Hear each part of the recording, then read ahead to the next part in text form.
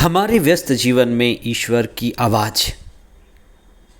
आज सभी ओर असत्य फैला हुआ है, अज्ञानता, बेईमानी फैलती ही जा रही है। इसलिए प्रार्थना की गई है, प्रभु हमें असत्य से सत्य की ओर ले चलिए। जब जीवन में ईश्वर नहीं है तो घोर अंधेरा है, जीवन में मैंने नहीं है।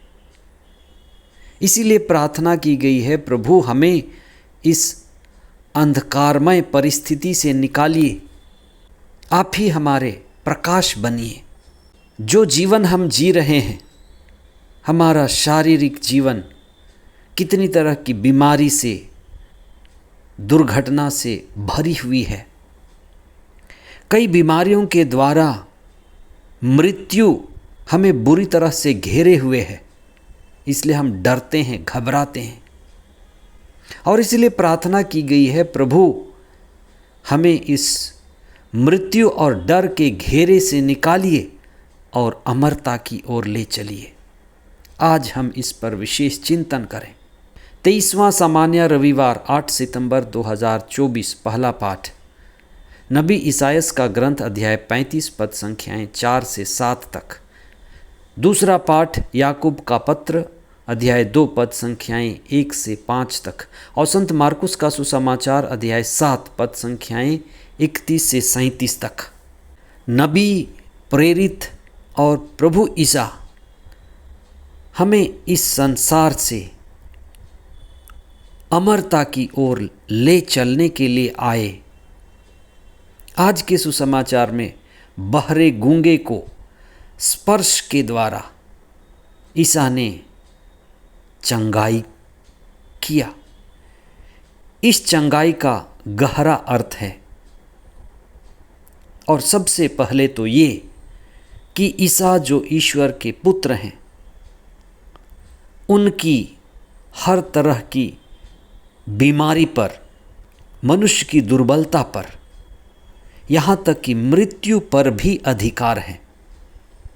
इसलिए वे जो बंधन उस गूंगे के जीव में थी, और जिस किसी कारण से भी वो बहरा हो गया था, बहरे होने का बंधन ईसा ने खोल दिया। वास्तव में ये दिखाता है कि ईश्वर ही आज़ादी का स्रोत है। ईश्वर के द्वारा ही हमें हर तरह की शारीरिक चंगाई और उसी के साथ आत्मिक और अनंत मुक्ति भी मिलती है। जब ईश्वर हमें चंगा करता है तो हमें एक मौका मिलता है कि हम उनको पहचान सकें। दूसरी बात, जब ईसा चंगा करते हैं तो ये केवल बाहरी शारीरिक चंगाई की बात नहीं है।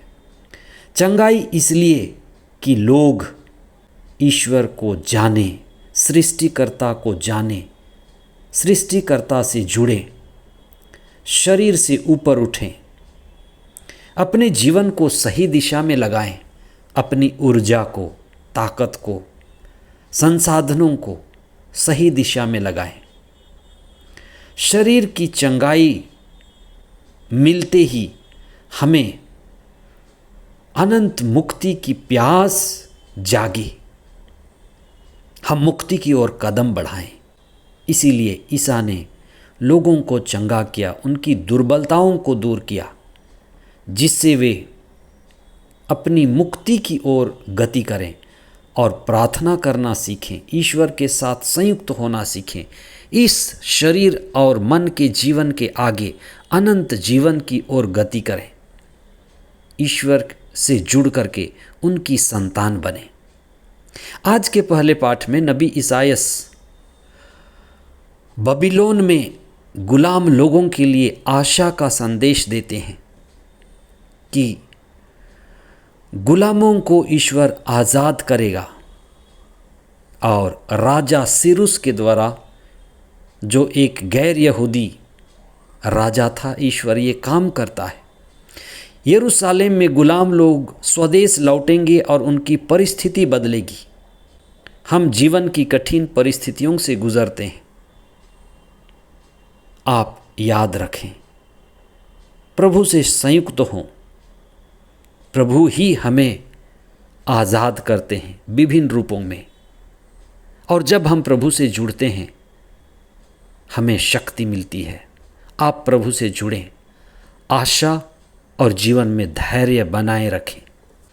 आज कई स्थानों में जात पात, धनी गरीब, ऊंच नीच, पुरुष या महिला, बड़े लोग या छोटे लोग, अलग अलग स्तर पर कितने भेदभाव देखे जाते हैं और कई सारे लोग इससे प्रभावित हैं। संत याकूब आज के दूसरे पाठ में हमें सिखाते हैं कि मसीहियों के बीच हर तरह के भेदभाव को, जात पात को, ऊंच नीच को हटाना है। अगर ये जात पात, भेदभाव, अमीर गरीब ये मसीही जीवन में है तो वास्तव में ये मसीही जीवन नहीं है, ये नकली मसीही जीवन है। याकूब ऐसी परिस्थिति को धिक्कारते हैं। कई बार लोग मसीहियों से इसलिए जुड़ते हैं कि मसीहियों में भेदभाव नहीं है। अलग अलग स्तर पर भेदभाव है पर कम है, इसे हमें पूरी तरह से मिटाना है। आइए हम विशेष प्रार्थना करें कि जब हम प्रभु से जुड़ते हैं, कलीसिया से जुड़ते हैं, प्रभु के वचन से जुड़ते हैं, तो हम हर तरह के भेदभाव को मिटा सकें। हम आंतरिक रूप से जागें, हर तरह के लोगों के बीच बराबरी के लिए काम करें, व्यक्तिगत या सामुदायिक चेतना को जगाएं और जागें और उसके लिए काम करें।